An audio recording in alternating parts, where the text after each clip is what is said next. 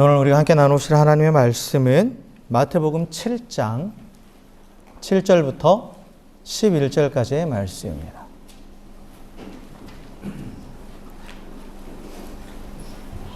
신약성경 마태복음 7장 7절부터 11절까지 말씀.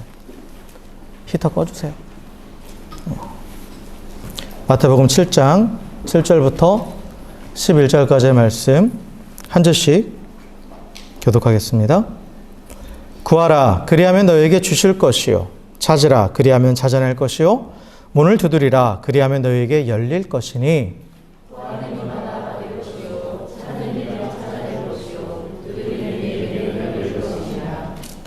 너희 중에 누가 아들이 떡을 달라 하는데 돌을 주며, 함께 읽습니다. 너희가 악한 자라도 좋은 것으로 자식에게 줄 줄 알거든 하물며 하늘에 계신 너희 아버지께서 구하는 자에게 좋은 것으로 주시지 않겠느냐. 아멘. 아멘. 할렐루야. 네, 우리 옆에 계신 분하고 이렇게 인사했으면 좋겠습니다. 주의 사랑으로 사랑하고 축복합니다. 이렇게 인사합시다.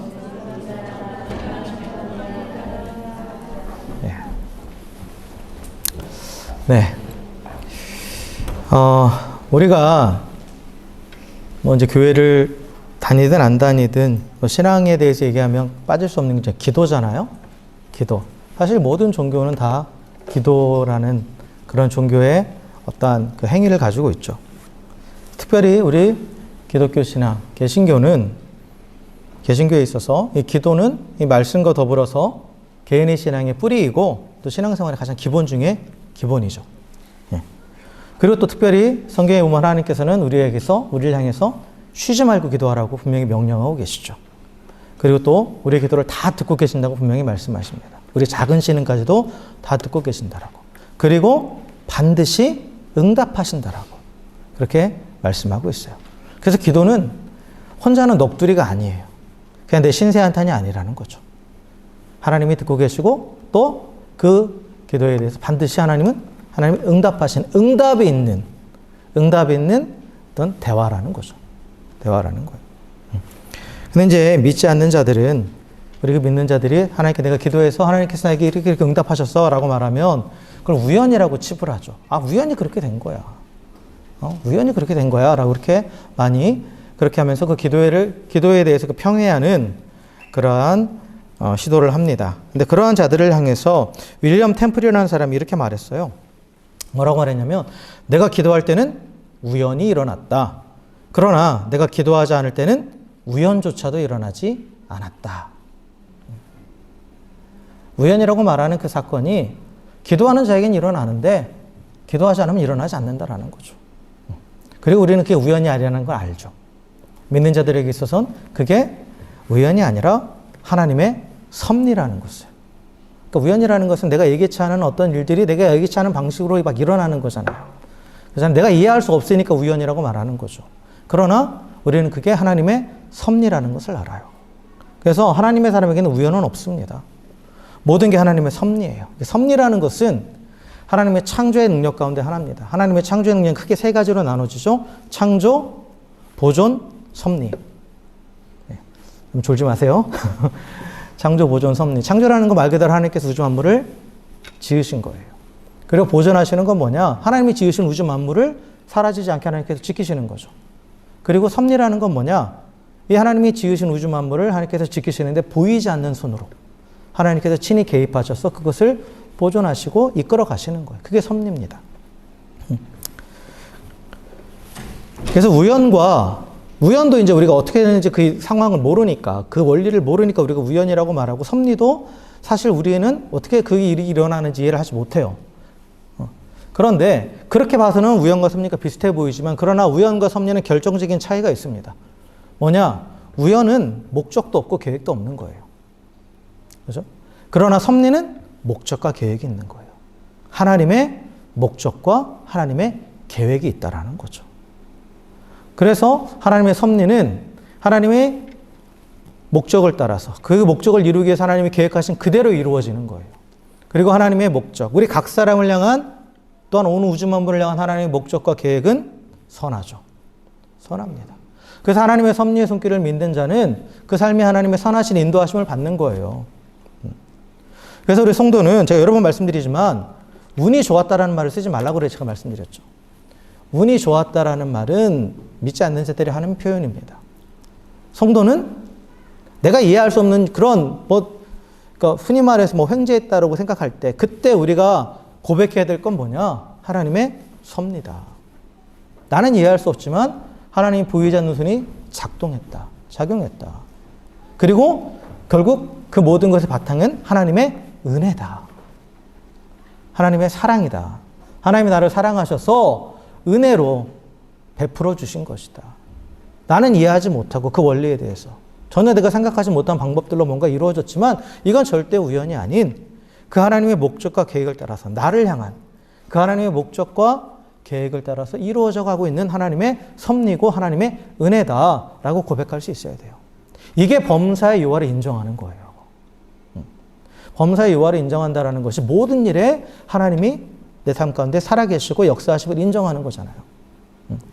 그렇게 범사의 하나님을 인정하고 의지하는 자에게 하나님께서 약속하신 게 있어요. 잠언 3장 6절에 보면 너는 범사의 요하를 인정하라. 그리하면 그가 너의 길을 보이시고 인도하신다. 라고 분명하게 말씀하고 있죠.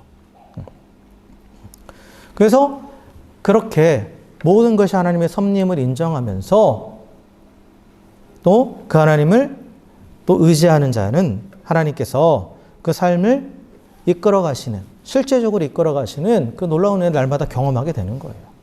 자, 그렇다면 이 범사의 하나님을 인정하고 의지하는 실질적인 방법이 바로 뭐냐? 이게 기도인 거예요, 기도. 기도라는 건 보이지 않는 하나님의 손의 작용함을 믿으면서 그 하나님의 섭리의 손길을 내 삶 가운데 작용하시도록 의지하는 거죠. 그게 바로 기도입니다. 그래서 기도라는 것이 우리가 이제 결국은 또 말하는 형태로 하잖아요, 하나님께. 또한 하나님의 음성을 듣는 형태로. 그래서 대화의 형태로 하는 건데 기도한다라는 것 자체가 그 자체가 하나님을 인정하고 하나님을 의지하는 거예요. 죄의 본질적인 속성이 뭐냐면 죄라는 것을 말할 때 우리는 흔히 행위를 말하지만 그러나 죄의 본질은 뭐냐? 죄라는 것은 하나님을 인정하지 않는 거예요. 하나님을 인정하지 않으니까 하나님을 의지하지 않는 거예요. 그래서 죄라는 것을 아주 쉽게 표현하면 한 문장으로 표현하면 딱 이거예요. 하나님 없어. 이거예요. 성경이 가르치는 죄는 그겁니다. 그래서 내가 하나님에 대해서 독립적으로 살아가는 것. 성경은 그걸 죄라고 말해요. 그래서 모든 사람이 죄인인 거예요. 하나님이 없는 모든 사람이. 인간적으로 봐서 법을 어긴 것도 없고 도덕적으로 더럽지 않아 타락하지 않았어도 성경이 인간을 향해서 죄인이라고 하는 것은 진정한 죄는 하나님을 인정하지 않는 것이기 때문에 하나님 없이 독립적으로 사는 것이 죄이기 때문에 그래서 모든 사람을 죄인이라고 성경은 선포하고 있는 겁니다. 그래서 하나님 없이 창조주 하나님을 의지하지 않고 자기 방식대로 살아가는 것. 그게 바로 죄예요. 죄입니다. 그리고 죄는 결국은 스스로가 하나님을 인정하지 않는 거기 때문에 하나님과 단절되는 거죠. 하나님과 분리되는 거예요. 하나님과 분리되면 또 어떤 일이 벌어지냐면 인간은 하나님의 모양과 형상대로 지음받았죠. 분명히 하나님께서 창세기에 보면 당신의 모양과 형상대로 인간을 지으셨어요. 하나님의 성품이 있고 하나님의 속성이 있어요.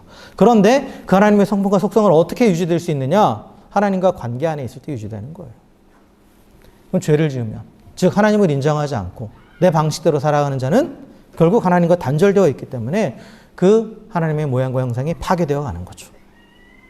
그래서 우리가 보는 그 죄의 모습들이 나타나는 거예요. 실제적인. 그래서 여러 번 말씀드렸잖아요. 죄를 지어서 죄인이 아니라고요. 죄인이니까 죄를 짓는 거예요. 하나님으로부터 독립을 선언한. 그래서 하나님으로부터 완전히 단절되어 있기 때문에 그래서 그 삶의 모든 것들은 결국은 죄된 행동이 나타나는 거죠. 그래서 구원이라는 건 뭐냐면 이 하나님으로부터 죄로 인해 하나님으로부터 단절된 인간을 다시 하나님과 연합하게 만드는 게 구원이에요. 그래서 1차적으로 죄의 문제를 해결해주고 그렇죠? 하나님과 단절하게 하는 그 죄의 문제를 해결해주고 다시 하나님과 연합함을 이루는 게 구원이고 그리고 이 구원받은 사람은 이제 하나님의 형상이 회복되어 가는 거예요. 근데 그 회복되어 가는 과정이 필수적으로 필요한 게 뭐냐? 기도입니다. 왜냐? 기도는 계속해서 하나님을 인정하고 하나님을 의지하는 거잖아요. 그럼으로써 계속해서 하나님과 교제하는 게 바로 기도예요. 그래서 성경은 믿는 자들을 향해서 하나님은 쉬지 말고 기도하라고 말씀하시는 거예요. 단순히 너의 필요를 계속해서 저 필요한 거 없는데요. 그래도 기도해야 되는, 단순히 뭔가 필요한 걸 채우기 위해서 기도하라는 게 아니라 이 기도를 통해서 정말 내 독립적으로 살아가던 그 성품들 하나하나 제거해 나가고 전적으로 하나님을 의지하면서 신뢰하며 살아가는 그러한 과정을 통해서 이제 다시 그 하나님의 형상을 완전히 회복할 수 있게 하려고 하나님께서 우리에게 기도하라고 명령하시는 겁니다. 그래서 우리는 계속해서 기도해야 되는 거예요. 계속해서. 내가 문제가 있건 없건, 내가 형통할 때든 뭔가 막힐 때든 그거에 상관없이 우리가 항상 기도해야 되는 이유가 바로 여기에 있는 거죠. 그래서 기도는 모든 일에 하나님을 인정하는 것이고 또 하나님을 신뢰하게 만드는 것이고, 그리고 또한 기도를 통해서 우리가 하나님과 교제함을 통해서 잃어버린 형상을 회복하게 하는 길을 열어주는 거고, 더 나아가서 또한 자신만을 위한 기도에서 멈추지 않고 다른 사람을 위해 기도함으로써 다른 사람에게도 관심을 갖게 하는 그러한 일들을 우리 가운데, 기도를 할 때 우리가 그러한 일들이 우리 안에 일어나는 겁니다. 그래서 이제 오늘은 이 기도에 대해서 한번 더 자세하게 들여다보려고 그래요. 그래서 기도에 대해서 우리가 갖고 있는 오해에 대해서 먼저 바로잡고, 그리고 진정한 기도가 무엇인가, 그리고 어떻게 기도하는 것이 바른 기도고 기도의 결과가 무엇인가에 대해서 한번 나눠보려고 합니다. 오늘날 많은 사람들이 기도에 대해서 오해하고 있는 게 뭐냐면, 이 기도를 통해서 내가 하나님을 조종할 수 있다고 생각해요. 드러내놓고 그렇게 말하지는 않아요. 그런데 이제 잘못된 오해가 뭐냐면 하늘 보좌를 움직이는 기도라고 해서, 물론 의도는 좋은 의도에서 출발했겠죠. 그러나 그것이 마치 우리가 기도해서 하나님께서 마지못해서 움직이시는 것이냐, 하나님께서 억지로 움직이시는 것이냐, 그런 식으로 우리가 해석할, 그런 식으로 나갈 때가 있어요. 그래서 내 기도의 분량이 차지 않았으니까 내 뜻대로 되지 않는 거야. 더 열심히 기도해야 돼. 라고. 근데 열심히 기도하는 것과 바르게 기도하는 건 달라요. 다릅니다. 우리가 분명히 가져야 될 건 뭐냐면, 우리는 기도를 하늘에 계신 우리 아버지께 하시는 거예요. 하늘에 계신 아버지라는 말은 그분을 지존자로 부르는 거죠. 지극히 높으신 분이에요. 그리고 창조주예요. 인간이 창조주 하나님께 명령할 수 없어요. 뭔가를 요청할 수는 있죠. 요청하는 것과 명령하는 건 다른 거예요. 명령한다는 건 내 뜻대로 되어야 된다는 거죠. 요청한다는 것은 내가 요청하는 그 대상에 그분의 처분을 기다리는 거예요. 근데 많은 사람들이 명령하듯이 기도해요. 하나님께.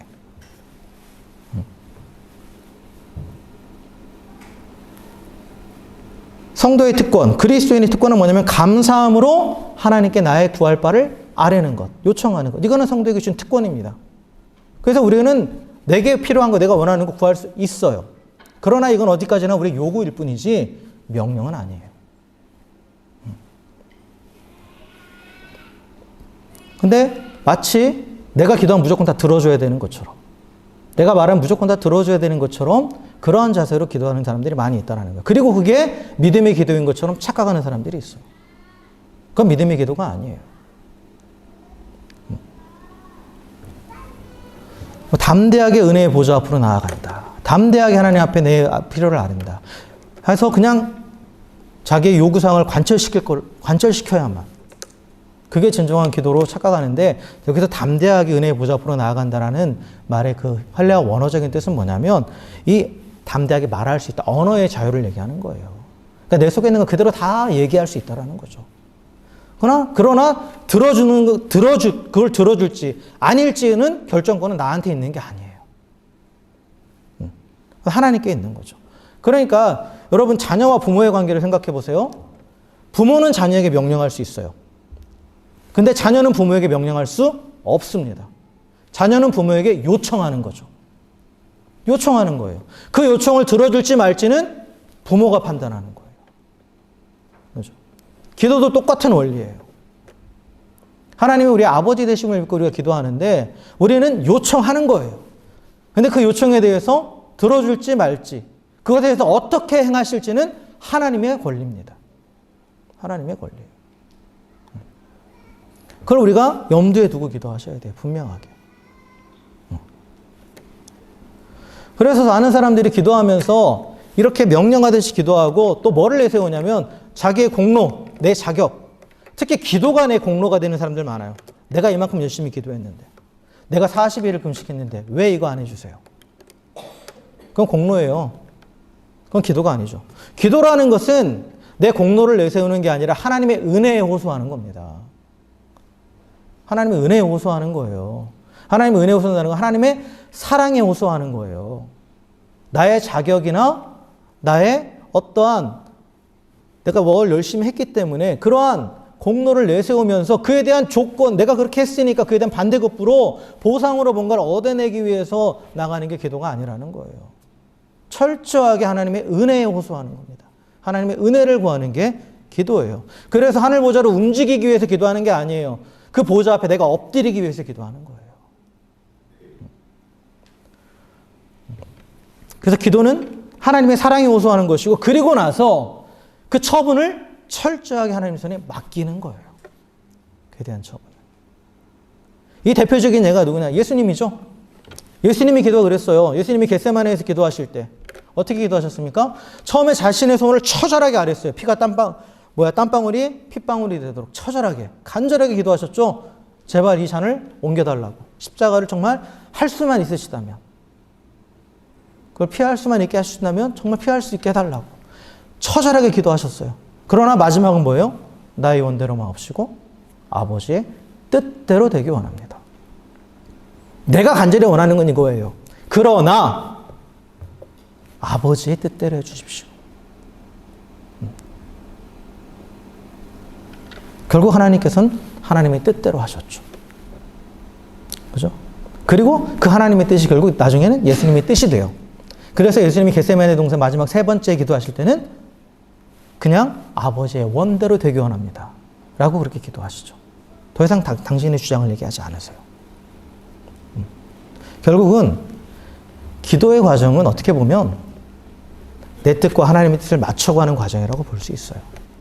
근데 그거를 누구에게 맞춰가는 거예요? 하나님께 맞춰가는 거죠. 왜냐? 뒤에서 얘기하겠지만 하나님의 뜻이 가장 좋은 것이고 가장 선한 것이기 때문에 그런 거예요.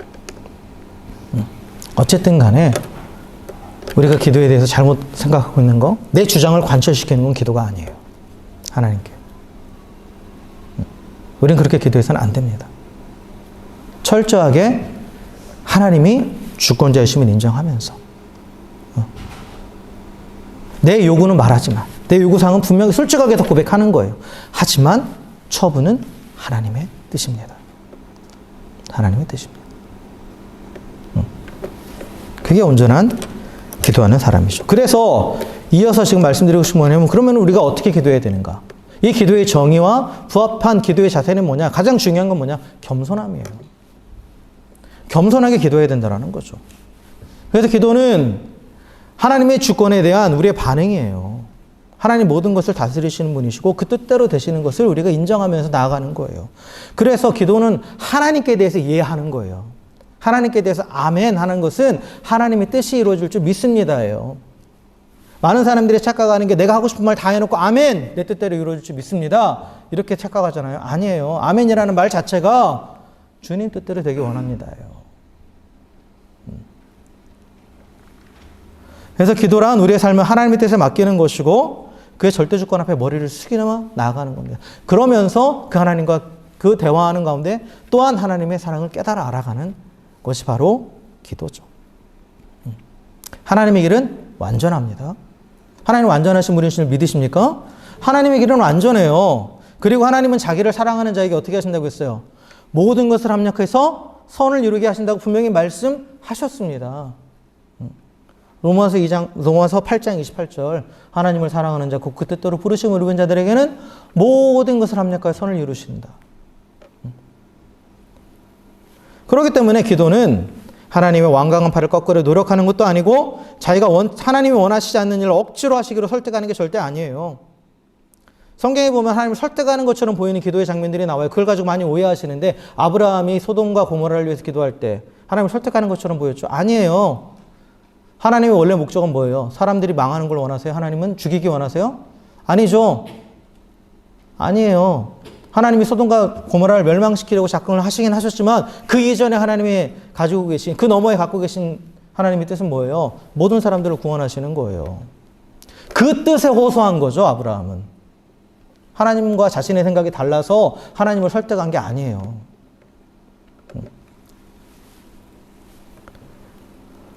그래서 우리가 기도할 때 겸손하게 나아가는 것은 뭐냐? 하나님의 뜻이 내 뜻보다 위에 있다는 걸 인정하는 거예요. 자꾸 자기 생각을 고집하는 건 뭐예요? 하나님이 틀렸고 내가 맞다라는 거잖아요. 이건 겸손한 자세가 아니죠.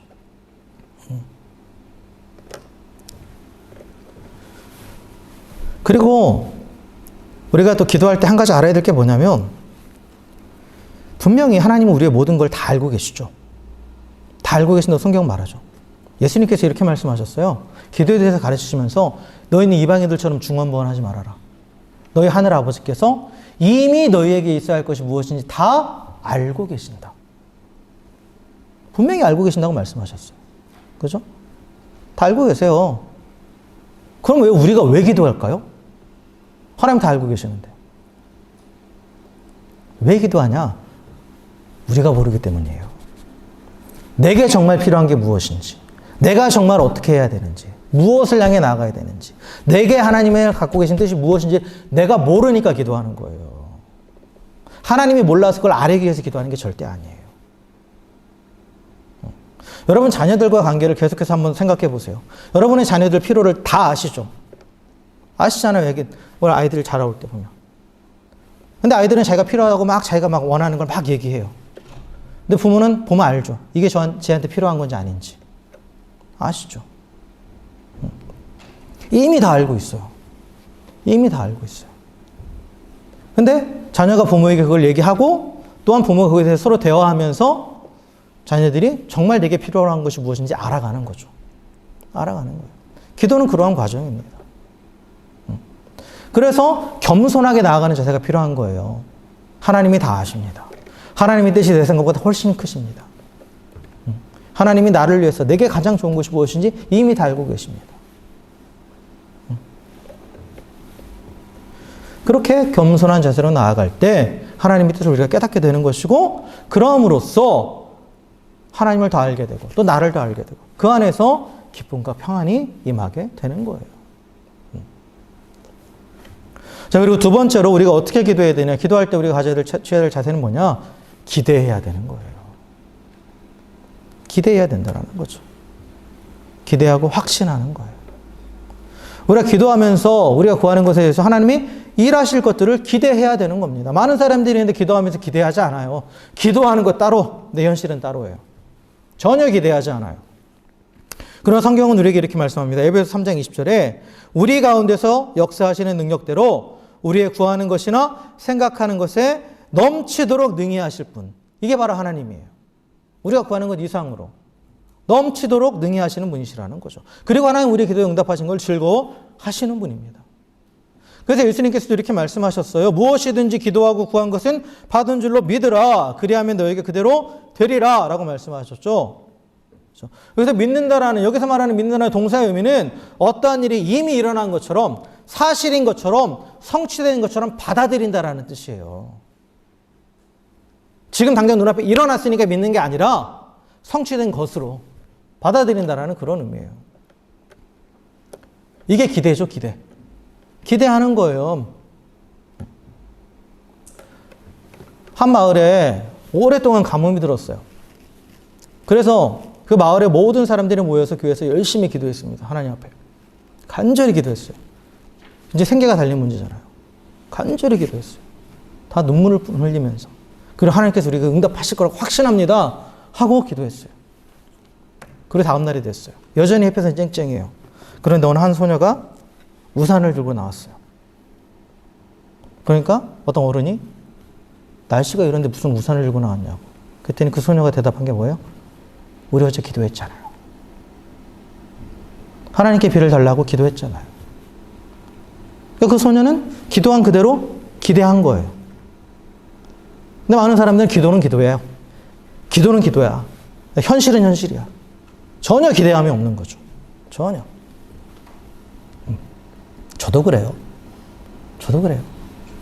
저도 곰곰이 보면 기도한다고 기도하는데 현실의 문제에서는 그대로야. 그냥 똑같이 계속 내 방법 찾고 계속 전혀 기대함이 없는 거죠.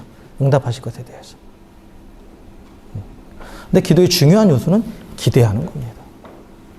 기대하는 거예요. 그래서 왜 우리 그 예수 전도단 찬양 가운데 그런 찬양이 있죠. 우리는 기도하고 기대하며 기다리네. 그죠? 기도한다라는 것은 하나님이 그 기도한 우리의 기도에 일하실 것들을 기대한다라는 것이고, 그리고 기대한다라는 것도 우리 실제적으로 우리 삶과는 어떻게 나타나느냐? 기다림으로 나타나는 거예요. 기다림으로. 하나님의 응답에 대한 기대와 확신. 그래서 이 하나님의 응답에 대해서 기도하고 기대하고 확신하는 자는 어떻게 하느냐? 세 번째 기도의 태도. 기다립니다. 인내합니다. 인내하는 거예요. 그래서 우리는 기도할 때 인내해야 돼요. 그래서 우리가 어느 때까지 기도하라고 했어요? 하나님의 응답이 현실이 되는 그 순간까지. 사실 성경 분명하게 우리가 기도하면 하나님은 이미 응답하셨다라고 말해요. 응답이 예비되어 있다라는 표현을 쓰잖아요. 그 예비되어 있다라는 말 자체가 두 가지 시제가 섞여 있는 말이에요. 그래서 예비되었다라는 말은 미리 준비되었다라는 거예요. 준비되었다는 말은 완료예요. 근데 미래는 뭐예요? 미래를 가리키는 거죠. 그러니까 미래 시제와 현재 시제가 합쳐져 있어요. 그래서 응답이라는 건 이미 주어졌습니다. 그런데 이게 무슨 얘기냐? 하나님의 응답은 과거예요. 완료예요. 그러나 그 성취는 미래입니다. 이게 우리 인간에게 있어서는 시간의 방향은 과거, 현재, 미래라는 한 방향으로 흘러가요. 우리는 시간의 그 틀 안에 살아가고 있기 때문에. 그러나 하나님은 시간 너머에 계신 분이에요. 시간의 제약을 받지 않으신 분이죠. 하나님께서는 과거, 현재, 미래가 다 동일해요. 동일합니다. 그리고 실상 엄밀히 말하면 우리에게 있어서 시간의 개념, 과거, 현재, 미래에 대한 개념은 명확한 개념이 아니에요. 그렇죠. 제가 말하고 있는 이 순간인 현재였지만 금방 과거가 된 거죠. 그러나 이건 또 미래였어요. 그죠? 엄밀히 따지면 우리가 과거, 현재, 미래로 시간을 나누는 것 자체는 의미가 없습니다. 이거는 불분명한 개념이에요. 시간이 계속 움직이니까, 흘러가니까. 과거가 현재가 되고, 현재가 또 과거가 되고, 아니, 과거가 아니라 미래가 현재가 되고, 현재가 과거가 되는. 그래서 하나님이 응답하셨다라고 했을 때 응답은 하신 거예요. 그러나 그 하나님의 응답이 내 눈앞에 나타나는 그 현실이 되기까지는, 그 성취되기까지는 시간적인 갭이 있는 거예요. 우리는 그 시간 안에 살아가고 있으니까. 그걸 메꿔주는 게 뭐냐? 그 하나님의 응답과 성취 사이를 메워주는 게 믿음이고, 그 믿음의 실제적인 표현은 인내입니다. 기다림이에요. 기다림. 하나님께는 항상 현재예요. 하나님께는 항상 현재가 항상 완료입니다. 그러나 우리는 그 시간의 제약이 있기 때문에 하나님의 완료와 그게 우리의 눈앞에 성취되는 사이에는 반드시 시간적인 갭이 있는데, 그거를 메워주는 그 믿음, 인내함으로 우리가 기도할 때 결국 하나님이 약속하신 응답하신 그것을 우리가 성취를 맛보게 되는 거예요. 그러나 인내함 없는 자는 실제로 우리가 성취됐는데도 몰라요. 우연이라고 말하죠. 우연이라고 말해요.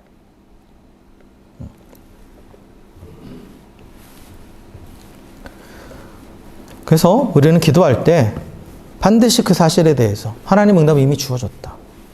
그러나 그 성취는 분명히 지금 당장은 아니지만 어느 순간 나타난다.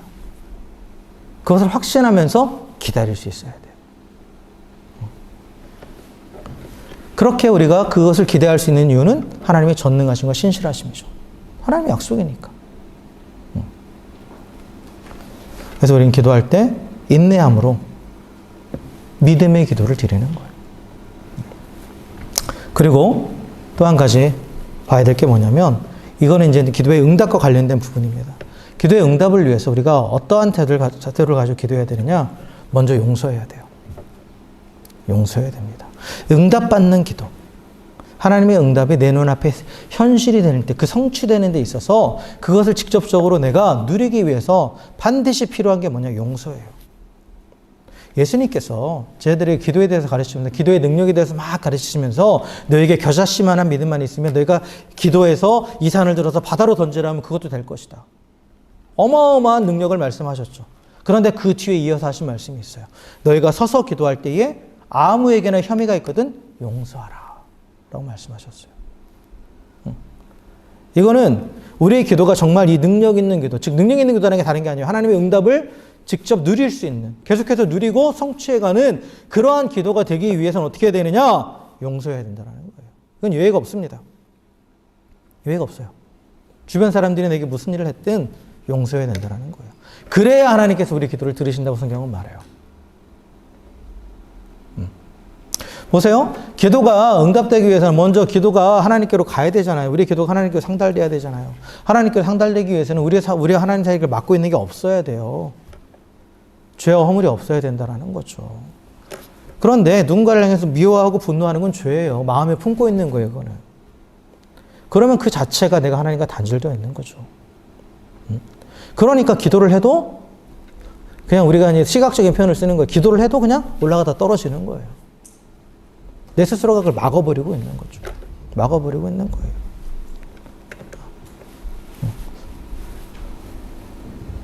그래서 우리가 기도할 때 예수님께서 분명히 말씀하셨죠. 땅에서 풀면 하늘에서 풀린다고요. 용서하지 못하고 분노하면서 미워하고 있는 것은 묶어놓고 있는 거예요. 스스로를 묶어놓고 있는 거예요. 스스로를. 그러니까 제가 예전에도 용서에 대해서 설교할 때 그 말씀 드렸죠. 하나님께서 우리에게 용서하라 하신 이유는 뭐냐? 내가 용서해야 될 그 사람을 위해서가 아니에요. 나를 위해서요. 나를 내가 거기서부터 자유하게 하시고 또 나와 하나님 관계 막히지 않게 하시려고 우리한테 용서하라고 하시는 거예요. 용서하는 게 손해보는 게 아니라는 거예요. 그래서 사람들이 왜 용서 못해요? 손해보니까 그런 거잖아요. 내가 손해보는 것을 참고 넘어가야 되니까. 근데 그걸 그대로 두고 있으면 계속해서 내가 더 큰 손해를 본다 이거예요. 그러니까 하나님께서 우리가 용서하라고 하시는 거예요. 그게 나를 풀어주는 것이고 나와의 하나님과 관계를 풀어주는 거기 때문에. 그럼으로써 내가 하나님께 온전히 나아가서 담대하게 나아가서 기도할 수 있게 되고 하나님 내 기도에 대해서 응답하시는 걸 누릴 수 있게 되기 때문에 하나님께서 우리가 용서하라고 말씀하시는 거예요. 근데 기도가 막힌다. 그럼 그것도 한번 생각해 보셔야 돼요. 내가 지금 분노하고 있지 않은가? 내가 풀지 못한 그런 관계가 있지 않은가? 그러면 곰곰이 들여다보셔야 돼요. 그래서 우리가 다른 사람을 용서할 때 하나님께서 우리를 용서해 준다고 분명히 말씀하세요. 그래서 우리의 죄를 사해 주시고 그리고 그때 하나님과 우리 관계가 완전히 풀어져서 열려서 우리의 기도가 막힘없이 하나님께로 나가게 또 그 응답을 확실하게 누리게 되는 거죠. 확실하게 누리게 되는 겁니다. 그래서 네 가지 원칙. 겸손하게, 또 기대함으로, 또 인내함으로, 그리고 용서함으로 기도할 때 하나님의 응답이 반드시 있습니다. 그렇다면 하나님이 우리에게 주시는 응답이 뭔가? 기도의 응답이 뭔가? 오늘 말씀에 나오죠? 오늘 말씀에 뭐라고 나와요? 11절에 너희가 악한 자라도 좋은 것으로 자식에게 줄 줄 알거든 하늘에 계신 너희 아버지께서 구하는 자에게 좋은 것으로 주시지 않겠느냐라고 말씀하셨죠. 하나님의 응답은 뭐예요? 좋은 것을 주시는 겁니다. 여기서 또 우리가 착각하는 게 있어요. 하나님의 응답을 내가 구한 것을 주시는 걸로 착각해요. 아니에요. 하나님의 응답은 좋은 것을 주시는 거예요. 물론 내가 구한 것이 좋은 것이 될 수도 있어요. 그러나 대부분의 경우는 아닙니다. 왜 웃으세요? 네? 놀랍게도 99%는 내가 구한 게 좋은 게 아니에요. 여러분 자녀하고 부모 관계 계속 생각해 보세요. 자녀들이 구하는 게 다 좋은 거든가요? 쓸데없는 거 요구하잖아요. 쓸데없는 거. 어떨 때는 자기에게 해가 되는 걸 요구하잖아요. 들어줘요? 안 들어주죠. 응? 오늘 아침에 이제 이래가 이제 일부 예배 우리 전사님 교육자들 이제 우리 집에서 교사들 예배 드리는데 부모는 자녀에게 계속 좋은 걸 주고 싶어. 이제 밥도 됐으니까 계속 먹여야 돼. 근데 얘는 싫다고 버팅겨요. 안 먹고. 놀고 싶다고. 계속 이렇게 다물고 밀어내고. 애가 원하는 건 노는 거야. 밥 안 먹고 자기 하고 싶은 대로 하는 거야. 근데 부모 입장에서는 뭐예요? 얘는 지금 먹어야 돼. 먹어야 되잖아요. 원하는 대로 그냥 내버려두면 어떻게 돼요? 문제가 생기잖아요. 그러니까 그냥 억지로 앉혀놓고 먹이는 거죠. 걔 원하는 대로 들어주지 않고. 응? 마찬가지예요. 하나님이 우리에게 응답하시는 건 내가 원하는 걸 주시는 게 아니에요. 그러니까 많은 사람들이 하나님이 기도에 응답이 없다고 하는 이유가 여기 있어요. 내가 원하는 대로 되지 않으니까. 아니에요. 하나님 우리에게 좋은 것을 주시는 분이에요. 내가 원하는 걸 고집하는 것 자체도 아까 말한 것처럼 내가 하나님보다 높아져 있는 거예요. 내 판단은 이게 가장 좋은 거라 이거죠. 아닙니다. 성경 분명하게 하나님의 뜻은 우리보다 높고 하나님의 길은 우리보다 높아요. 높다라는 건 뭐예요? 더 멀리 내다보고 더 모든 것을 보신다라는 거예요. 응? 여러분이 자녀들의 모든 것을 위에서 다 내려다보듯이 하나님도 그렇게 보고 계세요. 그래서 하나님은 좋은 것을 주시는 거예요, 우리에게. 응?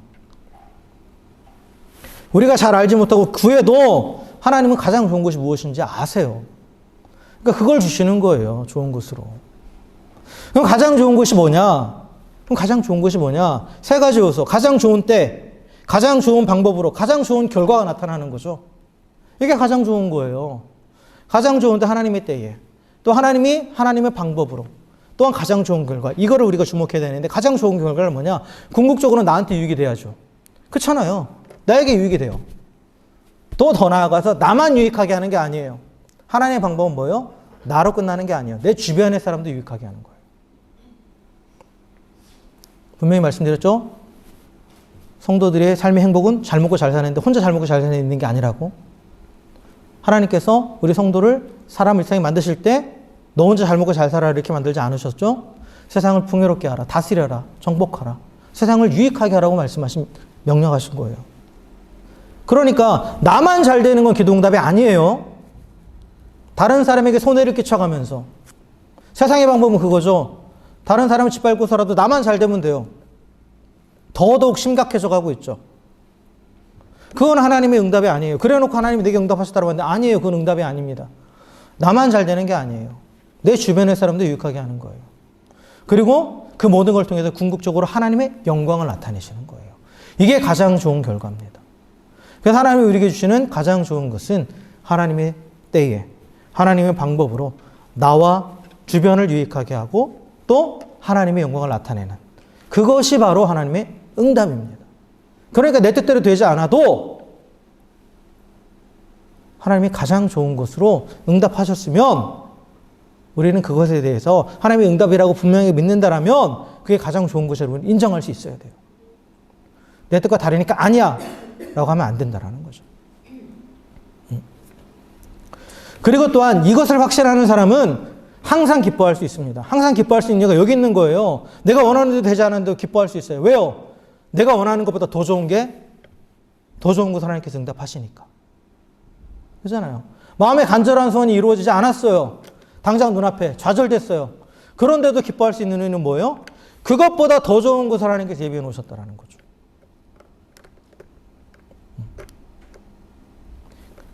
성도가 항상 기뻐할 수 있는 이유가 여기 있는 거예요.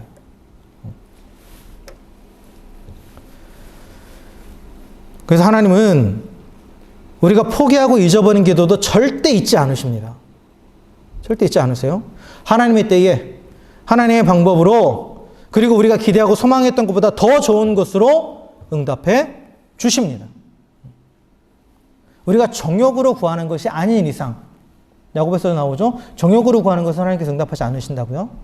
정욕으로 구하는 것이 아닌 이상, 내 욕심을 채우기 위해서 구하는 것이 아닌 이상 공허하게 돌아오는 기도는 없습니다. 하나님 반드시 응답해 주세요. 때가 되면 내가 상상하지 못한 방법으로 가장 좋은 결과를 얻게 하십니다. 그래서 나를 유익하게 하고 또 내 주변의 사람들도 유익하게 하고 궁극적으로 하나님의 영광을 나타내십니다. 그게 바로 하나님의 진정한 응답이에요. 이러한 하나님의 응답을 날마다 경험하며 살아가시는 우리 모두가 되길 주의 이름으로 간절히 축원합니다. 말씀을 정리하겠습니다. 기도는 우리가 영적인 호흡이라고 말하죠. 호흡하지 않으면 어떤 생명체도 살아갈 수 없습니다. 우리의 영도 호흡하지 않으면 살 수 없고 영이 살지 못하면 육체가 살아있어도 결국은 죽은 존재예요. 그렇기 때문에 우리의 육체가 살기 위해서 쉬지 않고 호흡하듯이 우리 영이 살기 위해서는 쉬지 않고 기도해야 합니다. 기도해야 돼요. 그럼 제가 뭐 예배나 뭐 여러 가지 뭐 것들에 대해서 여러분께 스트레스 드리지는 않지만, 그러나 시간을 정해놓고 기도하는 거. 쉬지 말고 기도하라 했으니까 무시로 기도하면 되지. 하세요, 무시로. 그러나 시간을 정해놓고 기도하는 것만큼 중요한 거 없어요. 그게 내 기도를 훈련하는 거예요. 쉬지 않고 기도하기 위해서는 먼저 돼야 되는 게 뭐냐? 시간을 정해놓고 기도하는 거예요. 그게 습관이 될 때 쉬지 않고 기도할 수 있어요. 그래서 새벽 예배나 또 여러분 각자 정해놓은 그러한 자리에서 기도하는 것들을 습관으로 하셔야 돼요. 훈련하셔야 됩니다. 영적인 이 습관을 들이기 위해서는 뭐가 필요해요? 훈련이 필요해요. 습관이라는 건 뭐죠? 무의식적으로 나오는 거예요. 무의식적으로 나오기 위해서는 어떻게 해야 돼요? 훈련해야 돼요. 훈련한다는 건 뭐예요? 하기 싫어도 해야 돼요. 하고 싶어서 하는 건 취미예요. 취미도 열심히 하시잖아요. 제 아는 어떤 분이 요즘에 골프에 빠지셔가지고 쉬지 않고 저도 그랬어요. 제 테니스 한참 빠졌을 때는 계속 그 생각만 하고. 근데 좋아서 하는 거는 취미예요. 근데 좋아서 하는 거. 근데 그 취미를 계속 훈련해요. 돈 내고 저도 레슨 받고 하거든요. 근데 이 우리의 영혼을 살리기 위한 이 기도, 이 부분에 대해서는 여러분 훈련하셔야 됩니다. 정말로. 시간을 투자해야 되고 노력을 들여야 돼요. 훈련이라는 건 시간을 투자하고 노력을 들인다는 의미가 있어요. 거저되는 게 아닙니다. 그래서 여러분들이 시간을 정해놓고 기도하시는 거, 뭐 새벽 예배든 여러분 각자의 삶의 자리서든 이 시간만큼 내가 하나님께 기도한다. 저도 새벽 예배가 없으면 저를 못 지켜요. 사실 요즘 새벽 예배 뭐 거의 뭐 한두 번 나오시거나 아니면 저 혼자 할 때도 있고 하지만, 그러나 새벽 예배를 쉬지 않는 이유가 거기 있는 거예요. 저를 지키기 위해서 하는 거예요. 저를 지키기 위해서. 저도 그러한 틀이 없으면 저를 못 지켜요. 여러분들 자율로 내버려 두는 것에 대해서 그냥 내 마음대로 해도 된다가 아니라 자발적으로 찾아서 훈련의 자리에 임하셔야 돼요. 자발적으로. 그러지 않으면 자신을 못 지켜요. 못 지킵니다. 어쨌든 간에 그래서 이런 기도 훈련이 계속 돼야 돼요. 그리고 기도는 하나님의 은혜에 호소하는 거고 하나님의 사랑에 호소하는 것입니다. 그리고 하나님의 손 앞에 하나님 뜻대로 모든 것이 가장 좋은, 그 하나님 뜻대로 이루어진 것이 가장 좋은 것으로 인정하면서 그 손에 모든 걸 맡기는 게 바로 기도입니다. 여러분, 겸손히 하나님의 뜻을 구하며 기도하십시오. 또 하나님의 응답을 확신하며 기도하십시오. 또한 그 하나님의 응답이 성취될 것을 확신하며 인내함으로, 믿음으로 기도하십시오. 또 용서함으로 하나님의 관계를 풀어내고 또 모든 막힌 점을 헐어버리고 담대하게 하나님 앞에 나아가 기도하십시오. 그럴 때 하나님께서 반드시 우리에게 가장 좋은 것으로 응답하실 줄 믿습니다. 가장 좋은 때에 나를 유익하게 하고 내 주변을 유익하게 하고 하나님의 영광을 나타내는 그 가장 좋은 것을 우리에게 또한 주실 줄 믿습니다. 그렇게 하나님께 기도함으로 정말 이 시편의 고백처럼 환난 날에 나를 부르라. 내가 너를 건지리니 내가 나를 영화롭게 하리라. 기도함으로 하나님의 기도의 응답을 맛보고 또한 하나님의 영광을 드러내는 삶을 살아가는 우리 모두가 되기를 또 주의 이름으로 간절히 축원합니다. 함께 기도하겠습니다.